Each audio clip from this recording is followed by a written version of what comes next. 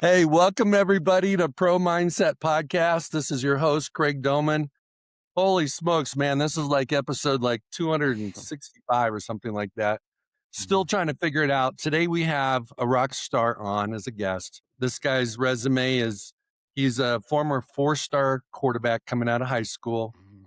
went to the Elite 11, which is very prestigious, went to the University of Washington, end up doing the transfer portal before there was the transfer portal, and went to Colorado State, played in Europe, won a Mhm. championship in Europe.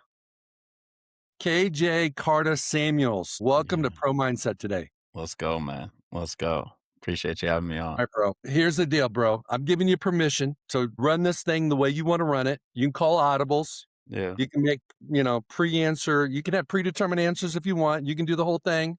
That's the game of a quarterback, man. You're running the show. You get the ball in your hands every single play, right? And so, KJ, you are a entrepreneur Yes, sir. and you train quarterbacks. Yes, sir. Okay. Mostly virtually. Mhm.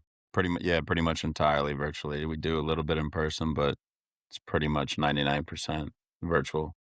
Well, you have more followers than fans that you had at Colorado State games. You're exactly right. You're exactly right. Okay. Unfortunately. Okay. Let's start out with every 7-year-old, 8-year-old kid that's playing quarterback has dreams.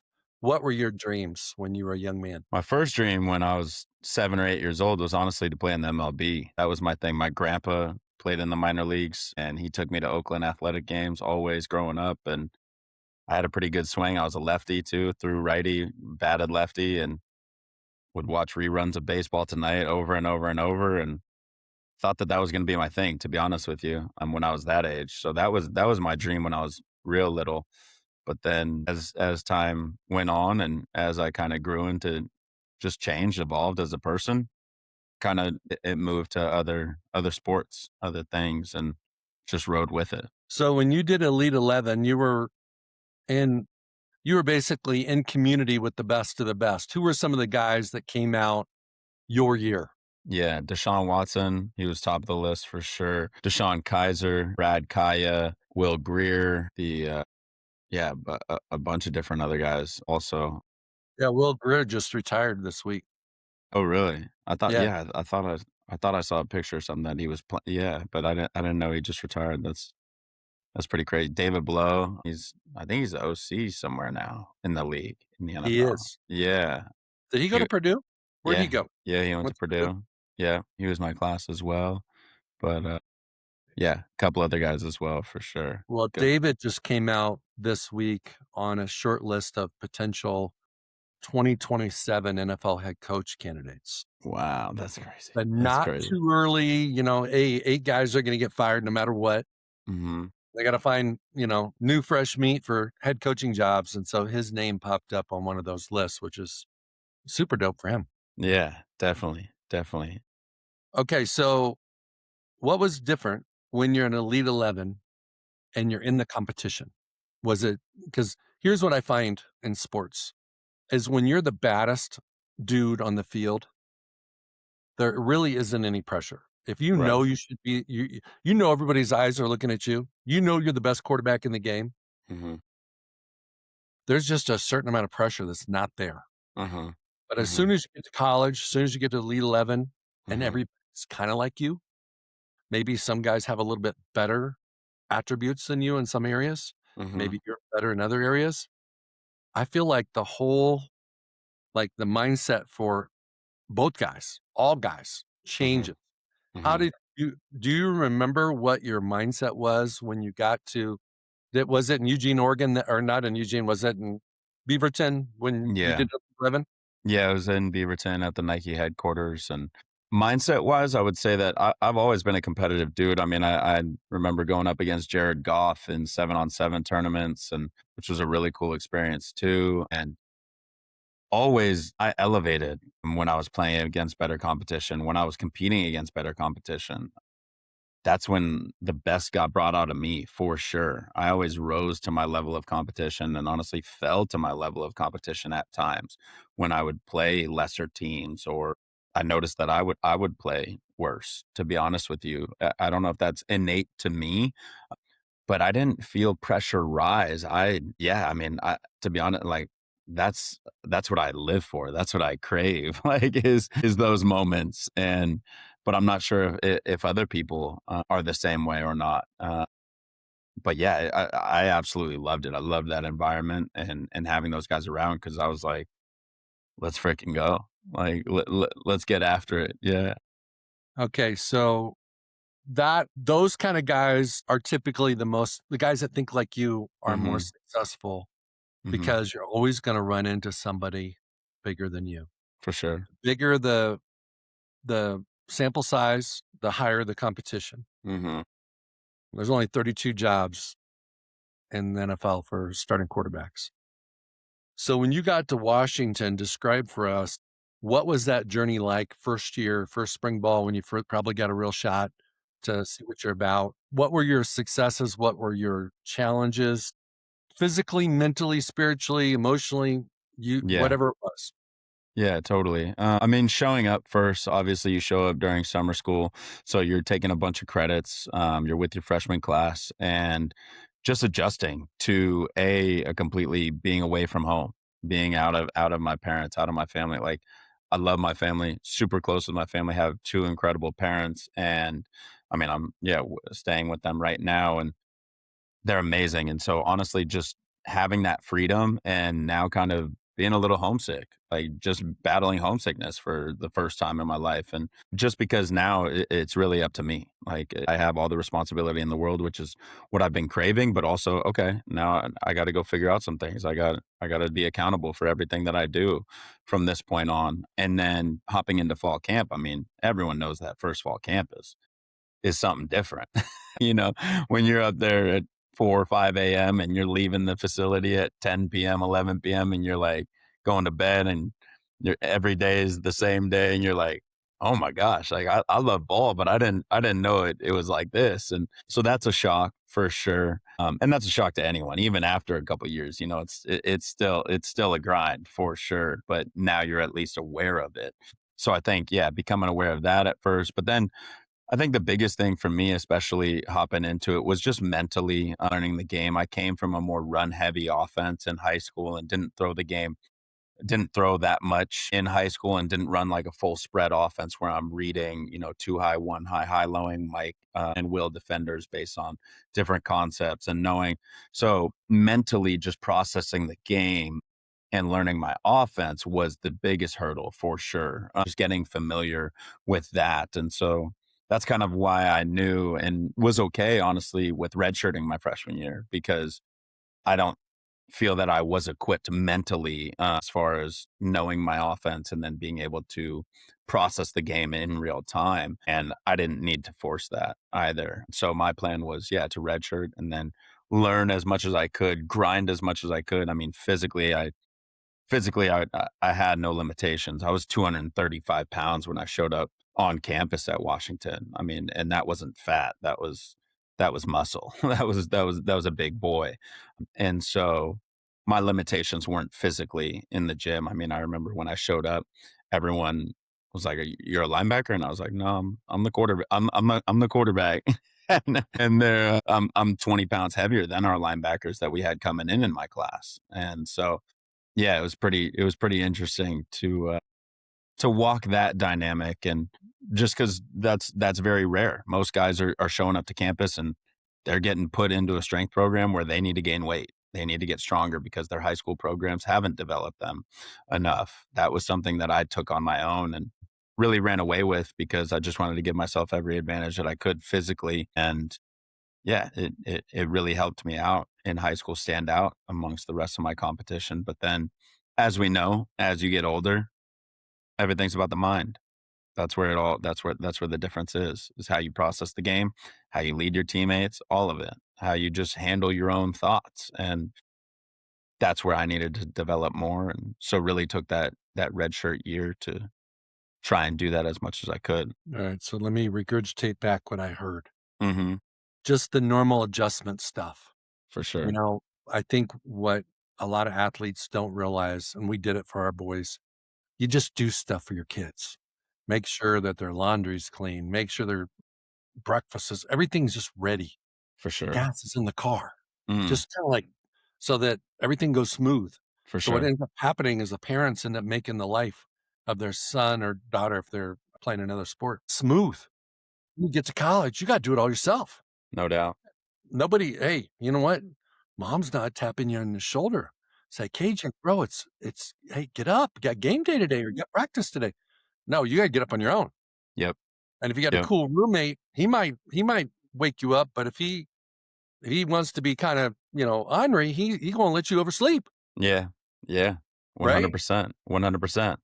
I mean, And even then to speak on that real quick, yeah, I mean, even in, my line of work now is I work with so many athletes all across the country that I mean, really, I'm looking athletes really resonate with me because they're looking for something that they're missing within their development that is going to help them get to that next stage. Usually, that thing that they're missing is the thing that they're avoiding, is the thing that they're fearful of.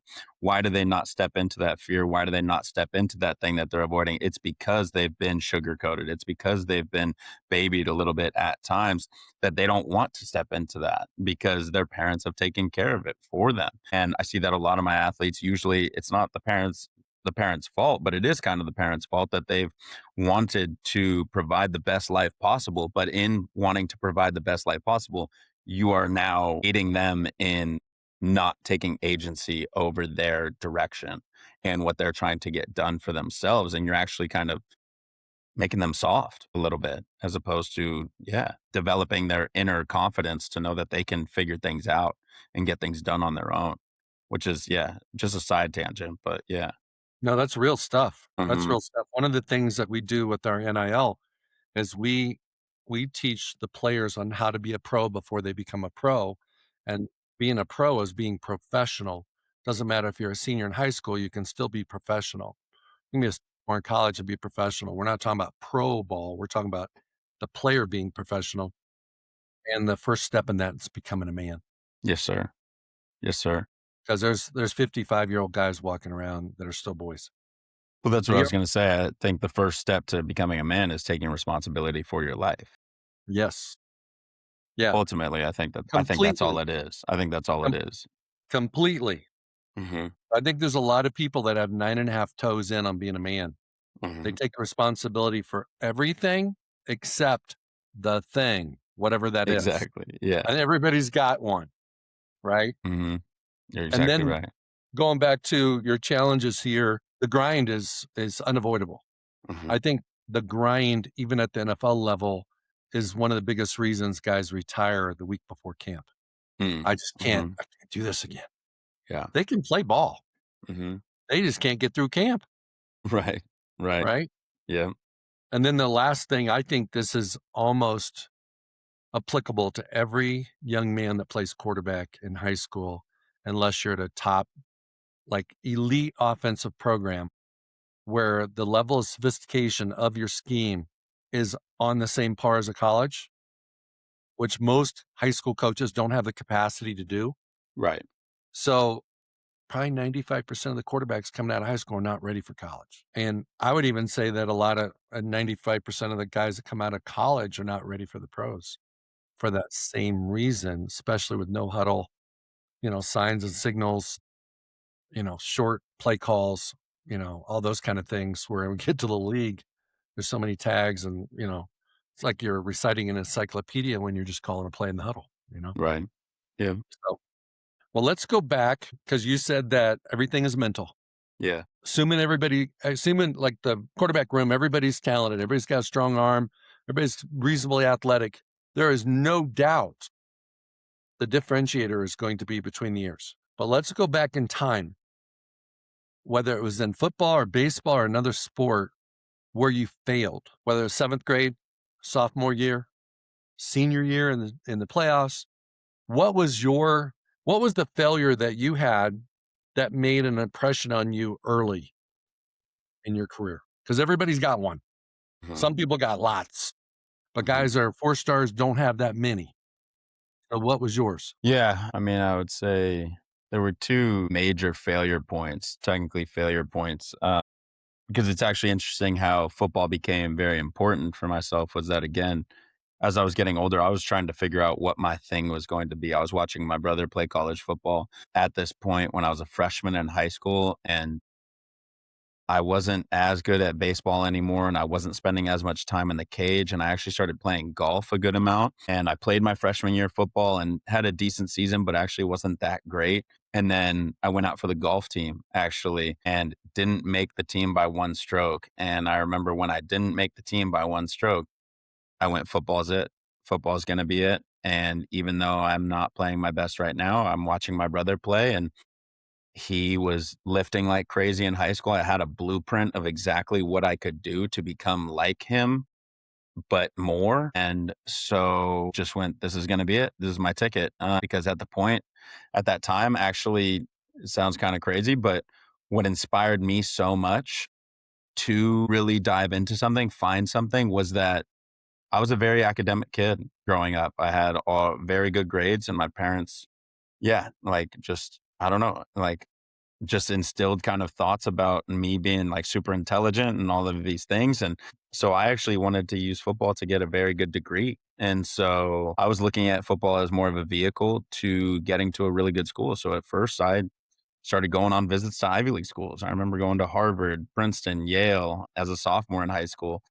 And I was thinking I was going to use football to attend one of those schools. And so really that failure of golf was what birthed me into football being my only option, and in my head being my only option, because also my family's not super poor, but we're not super well. And I knew the cost of school, and I was like, how am I going to afford this? I don't want to put them in that situation. I don't want to. So again, my brother was on scholarship at Wyoming, and I was like, this is a way that I can do it. Like, all right, so football's going to be it. So that was at that age, at a very young age, that was my reasoning for why football became so important to me, which is a very different kind of path than most, as far as, normally it's they just love the game, and this, like, mine was I wanted to get a very good education, afford it, and then honestly, as I started committing myself to it, really attacking it, pushing myself in the gym like crazy,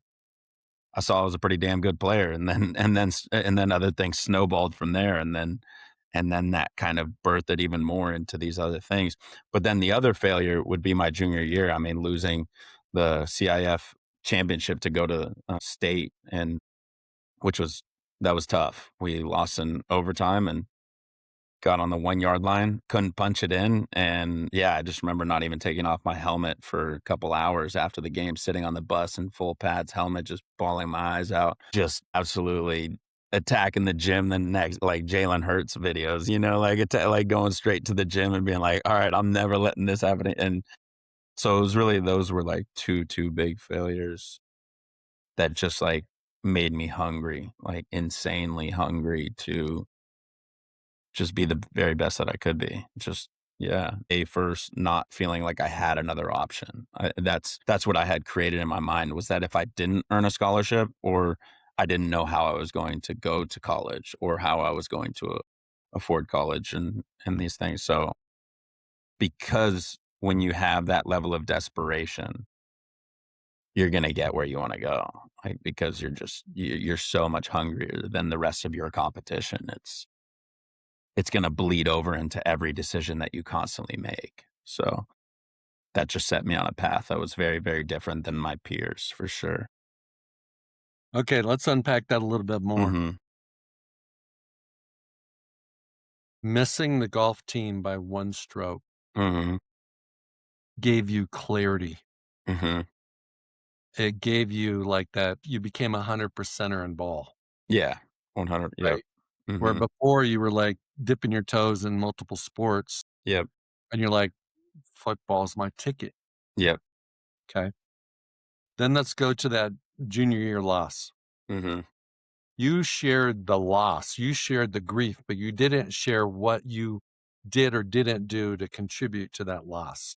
mhm, So my question to you is, in that loss, most people, when they face that kind of, like, disappointment, they go back and replay the game. They watch mhm, every play and they go, "Dang it. I wish I would have done X on this play. Mhm. What was the play in the game that if you would have made it, that you didn't make, but if Yeah. you would have made it, Mhm. you'd have been continuing on to the state. Yeah. It was that 4th down. It was that 4th down. We were on the 1-yard line. We coulda kicked a field goal to go up, but our kicker had missed a field goal earlier in the game, and we're very, again, run-heavy offense, and I'm actually literally lead blocking in some of these plays. Like, I would pitch it to my guy, and I would go get up in the hole and block, and he was the, I think, MVP of the league too. He played linebacker at, Colorado, Kenneth Olabode, and yeah, we just called the toss to him. I pitched it to him, and I got him in the hole. And I can't even tell you. I don't know if I've watched the film back, but I don't know if I missed a block or not. I might have missed a block, or I'm not even sure. Like actually, still now. But just the thought that like I didn't carry it in, or that I didn't make that, or like know for sure, or just that we weren't able to get it was just, yeah, it was disgusting. Honestly, I couldn't wrap my head around it, and so that, honestly, just that, yeah. That killed me. 4th down and goal to go from the Mhm. 1 Yeah, to move on or not. exactly. It's like some, what's it called? Friday Night Lights. That's a Friday Night Lights moment right there. That is. That is. Yeah. Okay. Did you, just out of curiosity, did you ever have any coaches since you were like a stud athlete? Mhm. Did you have any coaches along the way say, "Hey, man, I'm not sure you got what it takes because of X," like maybe the lack of sophistication of your offense Mm. or lack of processing speed?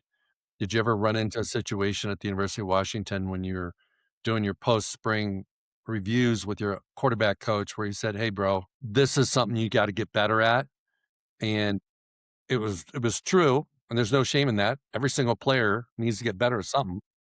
What was kinda your thing where somebody told you, like for my son Brock, it was, "Hey, you need to increase your arm strength, improve your arm strength." Mm. Mhm. Every Mhm. quarterback's got something.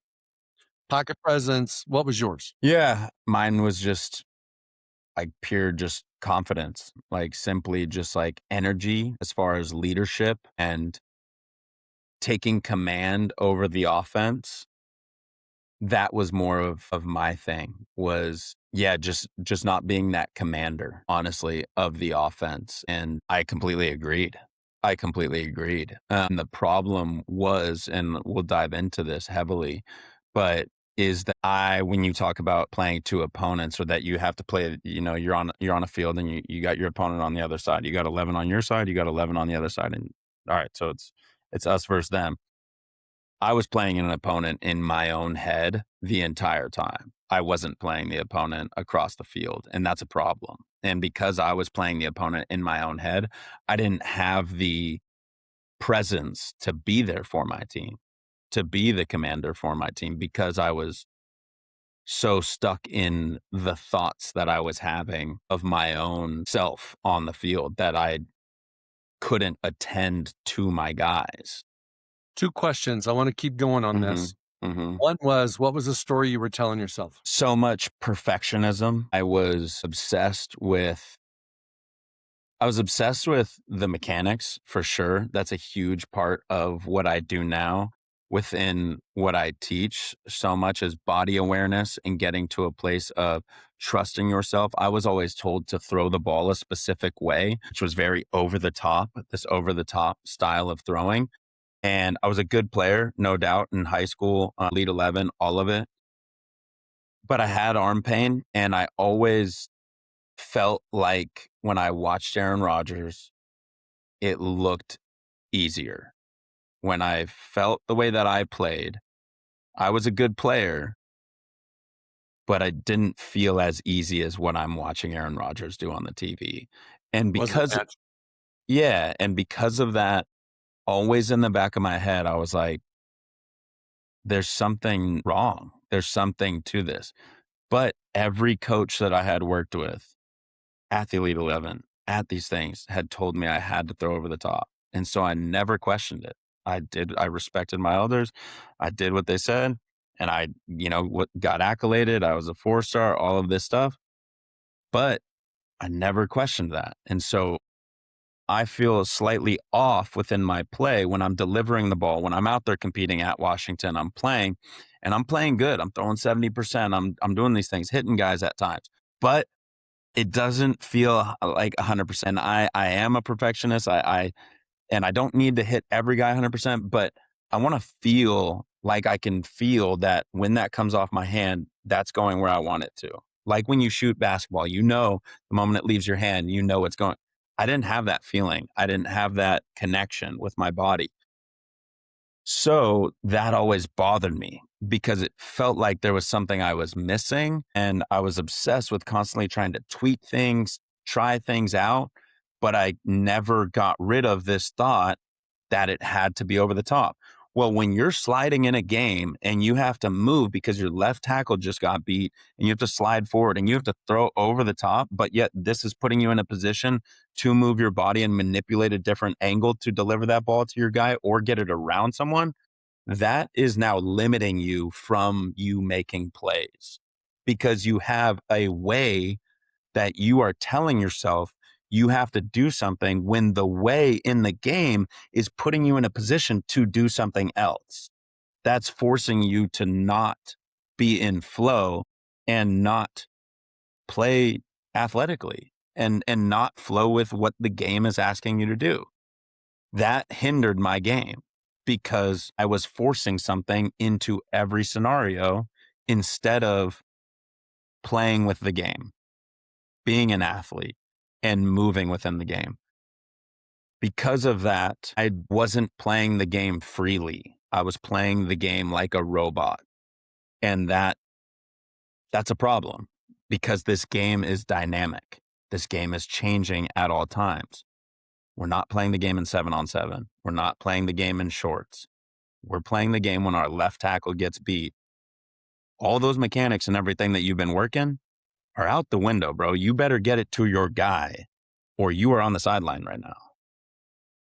And that's a different philosophy than honestly what people do in a lot of spaces. This isn't just quarterback. This isn't just these things. We like to, I mean, I could go forever on this. This is part of the industrial age of American economy and, and all of this stuff. This is trying to put a system to everything and turning things into robotic and just ways instead of having this free flow of the game is dynamic. We have to move with it. We have to change our body depending on angles. You watch golfers, they're shaping shots around trees. They're doing like we have to be able to do that or you're going to be limited. And so I did not have that mindset.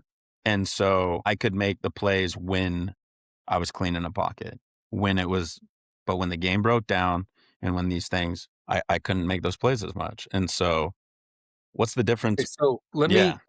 I get it. And I Hmm. love that. And Yeah. you're not like a unicorn. There's a lot of Uh-huh. quarterbacks that deal with the same thing. For I think sure. one of the things I've seen in the league happen over and over and over again. Everybody has a people pleasing mode. For So sure. they show up in training camp and the coach says, I want you to do the footwork my way. I want you to do this my way, the technique my way. Hmm. So the athlete does it the coach's way and looks and then doesn't play. Yep. Doesn't play Yep. because he's not explode. It doesn't matter the position. I'm not talking about quarterback now. I'm talking generally speaking, let's say you're a D lineman, you're an edge player. You got to do it my way, Hmm. and the kid got there, was drafted there because he did it his way, not because he did it the position coach's way. No doubt. And so what I started telling my clients to do is tell the coach you're going to do it his way. Take one shot at doing it his way and then do it your way. Hmm. And then when he gets on you again, my bad coach, I got you, brother. I got you. Then take one rep at doing it his way. So he goes and picks on somebody else Yeah. and then do it your way again. Yep. And then when you get in the game, don't apologize for doing it your way when you get a sack. Don't, when you make a play and you're a quarterback because you threw it your way, you don't have to apologize. I mean, that's the Brett Favre thing we talked about before we went Yep. on air. He didn't give a shit what anybody thought. He did it Mhm. his way and it worked. No doubt. No doubt. So the thing that I see is you described me in golf. Mm. When I'm thinking about how I'm supposed to swing, I'm not very good. But if I just swing, I'm not bad. Exactly. And so there's this technique mind conflict Mm, that a lot of athletes run into for sure. because the coaches have a tendency to want to overcoach. Yep.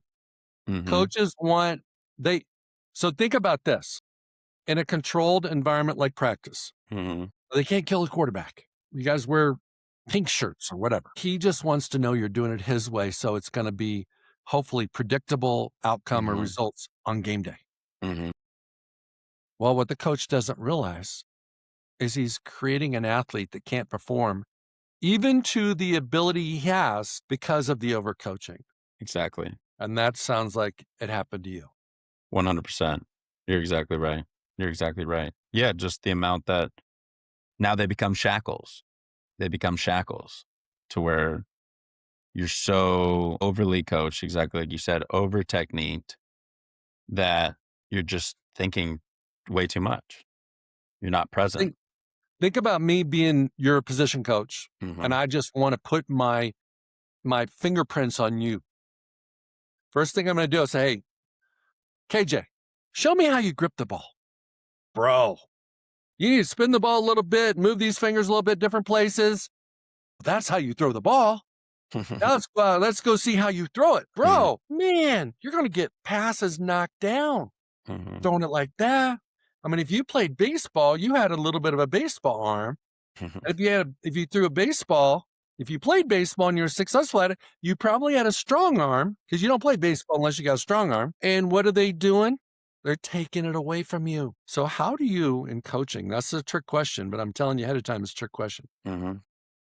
As a coach now, how do you coach kids so that you don't duplicate what your coaches did to you? Yeah, I mean, I honestly sometimes undercoach a lot. I give them pointers, I give them feels, but I ask them constantly, "What did that feel like to you?"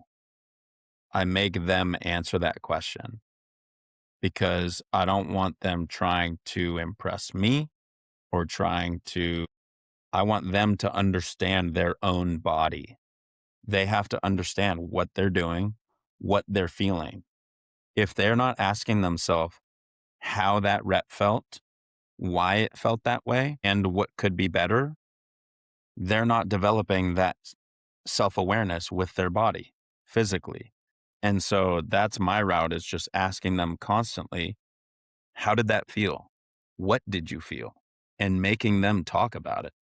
If they can't talk about it, they don't understand it. They don't know their body. And so yeah, that's step one of it, honestly, is that for sure. Just establishing that kind of environment and that kind of container for them to and honestly, a lot of the times they don't know what to say because they've never been asked that question, which is crazy. It's crazy to me. Like, but yeah, that's step one is just simply asking them and making them communicate what they felt and why.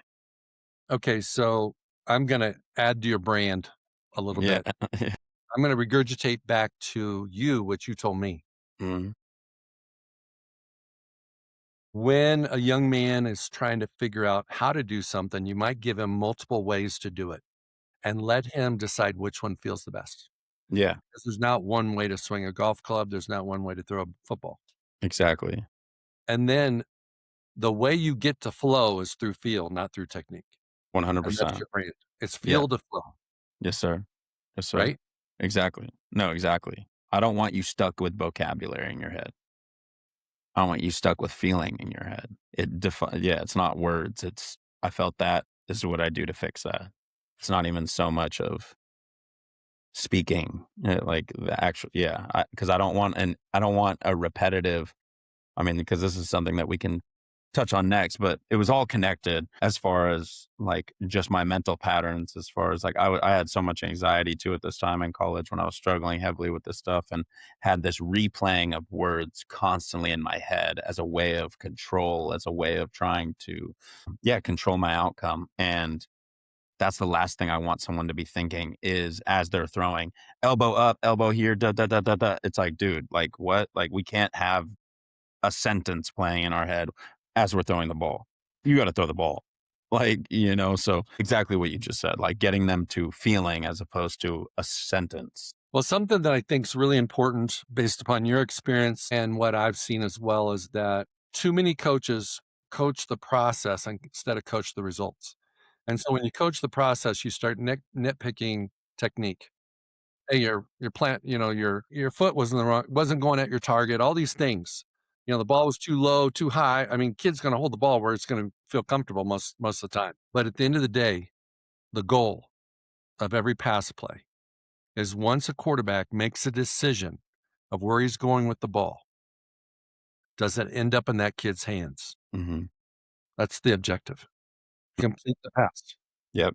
So if it flutters a little bit, maybe it's a little bit of a higher arc than others. You can tweak those a little bit, but at the end of the day, did he complete the pass or not? Exactly. Exactly. You're exactly right. And I think college coaches do this more than pros because the pro coaches get told by their players to shut the F up because, bro, I make 10 times more than you. Why No you doubt. I've been doing this for 12 years. You just became a quarterback coach. Yep. Why are you trying to tell me that? Now, Right. if you wanna plan the birthday parties in our position room, now if you wanna decide what we're gonna do for Indy, I'm cool with that. But don't start messing with my game. Right. But in Yep. college, you got everybody that walks in the door for the most part is a people pleaser. Every single quarterback has to be a people pleaser because his mommy and daddy told him, "Hey, you gotta have a good relationship with your coach. For You're not sure. gonna be on the field. For sure. Well, to have a good relationship with your coach, he's gotta like you. Yep. Well, if he ain't gonna like you if you don't do it his way." So I see a trap. Mhm. I see a trap, and the players walk right into the trap. No doubt. No doubt. Yeah, it's crazy. It's crazy because I mean, that's a lot of the times why guys, show up or it's also interesting to, see the Quinn Ewers that come out of high school that is the 5-star and they're like, yeah, I'm like, okay, like if you're not him, like, just this whole like label of stuff of like, oh, that's him, like he can do it and he can get away with it.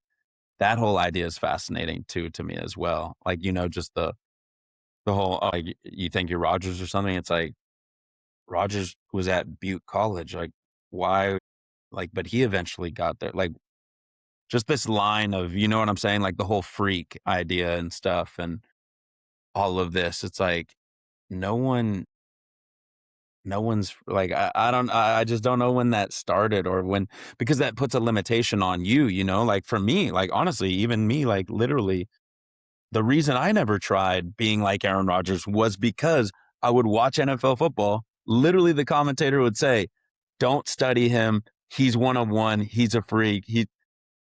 And that's literally limiting everyone else below that to becoming that. Okay, so here's another brand message. Every single client you have, every single quarterback you coach is one of one. They are one of one too.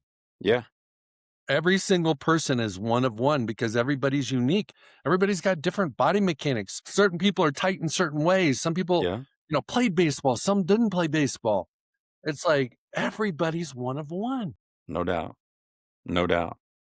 Here's what I see in an overarching, like global perspective is athletes either play an inside game or an outside game. Mhm, And the outside game is you're trying it's perfection. You're comparing what you're doing to what you think you're supposed to do. The coach has mhm, told you he's rewarded the guy that's starting by saying these certain things and showing these certain clips from practice. Hey, this is how we do it. mhm, So you're playing the outside game because you want to be like that guy because you want to be in the position he's in. mhm, The athlete that can walk in the door and make plays and play an inside game and be respectful to coaching. Take coaching when it have a filter for when it does apply, you adopt it. Just like we go out and have beers with some friends and they say, "Hey, bro, how's your business going?" And you say, "Hey, man, I'm struggling with this and that." And they go, "Hey, why don't you try this?" And you walk away going, that's a really good idea. mhm. Sometimes I say, "Try this." And you go, that guy has no idea what he's talking about. Yeah. That doesn't apply to me. Mhm. That doesn't apply to my business. Right. So when you're playing an inside game, you have a stronger filter to not allow coach feedback. to impact the adjustments you make. So I wonder how many young men have played football at the quarterback position that were highly touted coming out of high school, had all the raw materials, that because of the coaching and because they were people pleasers and never grew out of that, they never went anywhere because the coach dumbed them down. I'm not trying to hate on coaches. It's just reality. No, 100%. I think endless would be your answer. And it's interesting actually as you bring that up because the way that, like, I think about it is for myself, like, honestly, I don't think that that was a huge struggle for me, was the outside game. I've always been an inside game competitor, and I deep down know and it's interesting, like, even my brother and stuff, like, we are very just different, like, he is more outside and it's interesting this dynamic, what I wanna bring is, like, the dynamic of these 2 competitive mindsets, the difference, and how they have their positives and negatives in 2 completely different ways, which is that my brother is a much more outside competitively person where he sees someone across the line and he's like, "I don't care what I need to do, but I'm gonna whoop your ass." Whereas I am internally focused where I'm like, if I know my game is right and I'm the best that I can be, I don't care who's on the other side of that sideline because I'm going to whoop your ass. Like one is more like outwardly looking, one is more inwardly looking. And because of that, I know that if my game isn't to the standard that I want it to be at, that's where I'm going to tap out because I'm not playing at my highest. So I can't tap into playing at a higher level. Whereas my brother isn't worried about whatever his game is at individually, his skill level at. He's gonna whoop you no matter what. And that's a very interesting dynamic as far, yeah, just within that, how it has its positives and negatives. Because yeah, just I don't know, it fascinates me. It's something that I like think about a lot. Just competitive temperaments and the way that we go about it differently is super interesting. But that's where I would say, like, yeah, my failure, whatever, at Washington, not stepping on the field wasn't because of my competition, wasn't because of that. I knew that my level of play was not where I wanted it to be, and that's why I wasn't the guy. I'm just going to guess that if somebody's playing an inside game and they're focusing on what their job is and how they do what they do, they're going to be more consistent, independent of Mhm. who's on the other side of the field. Whether your defense is doing great, you're got a punt blocked, the scoreboard's tilted the wrong way. If you're playing an inside game, you're going to be more consistent. Mhm. But if you play an outside game, your performance is going to be much more fluctuating. For sure. For sure. And the only positive I see in that is you rise to the occasion when somebody that you're playing against actually is better than you. Mhm. But if Mhm. they're the same or maybe worse than you might play down to their competition. Mhm. And if you're capable on a scale of 1 to 10, 10 being perfect, which nobody is, let's say 8.5 is your top. If you're playing an inside game, you should show up at 8.5 every week. True. Yep. If you're playing an outside game, you might show up at a 7.2 because you think that's going to be good enough to win. And then those guys bring in more than you expected, and you end up losing a game you should have won. Mhm. So Mhm. as a coach and as a mentor and as a mindset coach, I would rather people play their inside game because you can For control them, sure. For sure. Yeah. right? No Nothing doubt. against your brother, because I mean, it can work. It Heck can work. yeah. Heck You can yeah. go, there's guys playing in the NFL right now that play outside games. Heck yeah. Heck yeah. 100%. Well, and what I would say too, is like, just along with that is like, he wasn't so much thinking about his technique. I've been this way ever since I was little. I'm thinking about my golf stroke, how I shallow the club, how I do this, how I come at the ball and create like that different shot shape and stuff like that. That to me is an inside game of like, body awareness and this stuff. Or when I'm talking about, my technique within like throwing the ball and stuff like this is that I'm thinking about like, oh, how, like, if I spin my wrist this way, like, does that make the ball kind of do this? So when I'm in that situation, I can do that with my wrist as opposed to this. Like, whereas like, he's not thinking about that. He's thinking about execute the play, guy's open, hit him. And that's a different style. That's a different style of play, you know? Like, and again, there's positives and negatives. If I get to a place where I have mastered my inside game of my technique, feeling like I don't care what situation this guy's in, I don't care if my body's leaning over halfway left, if my body's right this way, I know how to turn my body and do this and deliver that ball, which I do know how to now. And that's where, I mean, towards the end of my career at Colorado State and then even after in Dresden, that's how I felt on the field. It's ridiculous. The amount of confidence that I have is ridiculous because I truly feel that I don't care what the situation is, I don't care what it is, I can make a play. I can complete that ball. Like, that's a different level of confidence. It took me a while to get there, but that's how I feel. Time out for a And second, so boss. yeah. What's the gap between what you had at Washington when you showed up as a freshman and that confidence you just communicated that you had? And what's the gap? And then when you're training an athlete, how can you help him close that gap? Mhm. The gap is letting go of it needing to be done a specific way. Allowing myself the experimentation and allowing myself to fail. Accepting failure, allowing yourself to experiment with things, try things out, and throw away this idea that it needs to be done a specific way. Letting go of that opened and changed my entire world because now I could play the game. I was free. I didn't have these shackles. I didn't have these things weighing me down. It was do whatever you feel. If you have to do this, do that. If you have to do that, do that. Now I was truly in a state of presence. When you're forcing the rules, when you're forcing the way, the technique, that's not presence. That's a fixed mindset. And so, yeah, I think that was the gap for me was releasing control and allowing myself to be in the moment and experiment, all of it. Yeah. So a lot of coaches see quarterbacks as technicians, Mhm. game operators, Mhm. extensions of the coach. And for quarterbacks that play like what you described with flow and freedom and Mhm. by any means possible, that's the standard I love. Just Mhm. get it done Mhm. by any means possible. Right. Mahomes exemplifies that. Exactly. He throws it left-handed, he throws it underhanded, he does some crazy Exactly. stuff. He's free. I've never seen a quarterback Exactly. play that free. Josh Allen's becoming like that too, and there's Mhm. more and more guys doing it.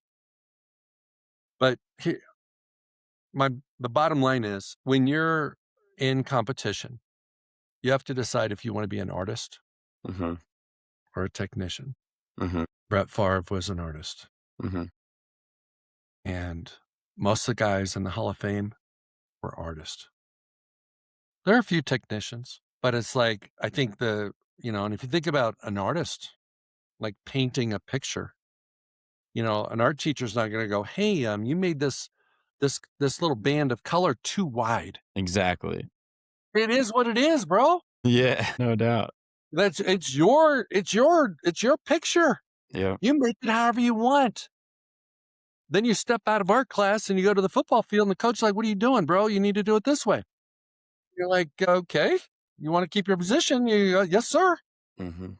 But I think I'm a s I'm op we're operating on the basis of the player has competency. Once a player has competency, he should be like 90% an artist. When he's learning skills, he's gotta be a scientist Yeah. because he's gonna try this technique and try that technique and figure out which one works for him.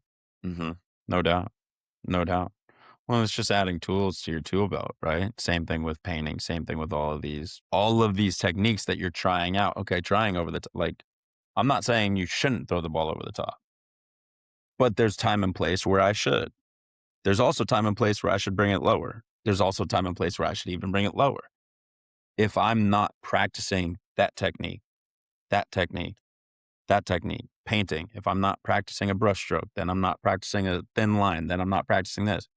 That's limiting what I can bring to the canvas. So that's why it takes so long to become a master because you got to master all of these techniques to have all of those tools in your tool belt to be able to make those plays. And so, yeah, that's what's so tough about it is, okay, cool. You've mastered this one technique that took you 10,000 hours. Now you got six more that you got to go for 60,000 hours. Like, so, Well, what I see is when a guy fails, he throws mm, across his body.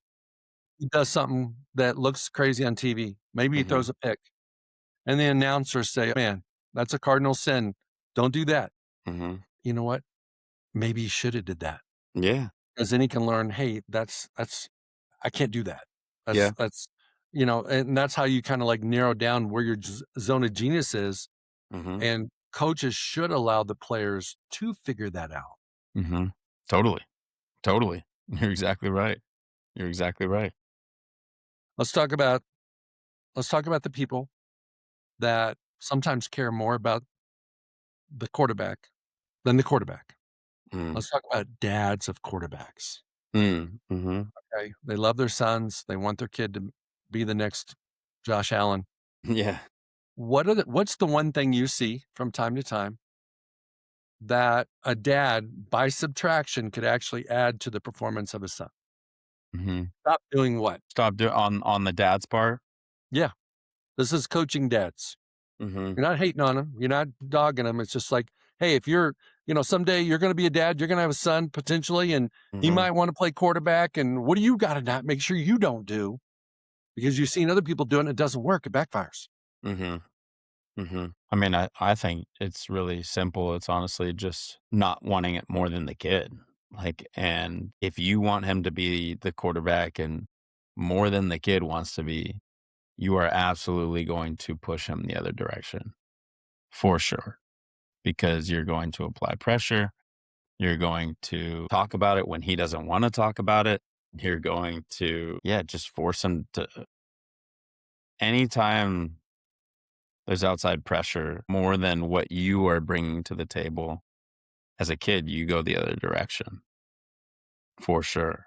And so if you're exuding that energy at all to your son, you can almost 100% ensure that he's going to burn out and, yeah, be pretty, no longer enjoy it, like, for sure. Because even if he does, if he is playing, he's going to feel like he's doing it just to make you happy instead of making himself happy, You can which is only do that for so long. exactly, exactly, exactly. I would add to that, and very few dads are like this, but if you're too critical and you try to Totally. overcoach them, you got to let the 100%. coaches coach. Take him to the fields, drop him off, let the coaches coach, bring him home, and don't overcoach 100%. unless you're Peyton Manning or somebody like that played the position pretty good. Mhm.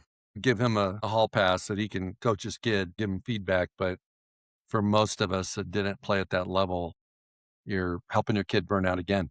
Mhm. Mhm. 100%. KJ, this time has flown. Mhm. Where can people find you? I know you're big on Graham. Where can people Yeah. find Yeah. Instagram at KJ_C.S.1. I also have YouTube channel that I'm going to be building more and more for sure, but that's KJ Carta-Samuels at KJ Carta-Samuels. Those would be the two main places right now for sure. Well, I've really enjoyed visiting with you today about leadership, quarterback play, mindset, all those type of things. I want you to go out and have a great day. Enjoy your time in California. Heck yeah. Heck yeah. No, I appreciate you. This was a blast, and I know we could go a lot longer for sure, but I'm happy we're connected and I'm happy we got the chance to be able to do this. Awesome. Hang tight. Hey guys, that's a wrap. I want to thank you so much for listening to Pro Mindset Podcast today. I hope you found something that's relevant to you. I hope it's something that maybe can help you be your best in your biggest moments. And if you like the show on all the different platforms, subscribe, like, or share. Go out and have an awesome day today. Go out and have a Pro Mindset day.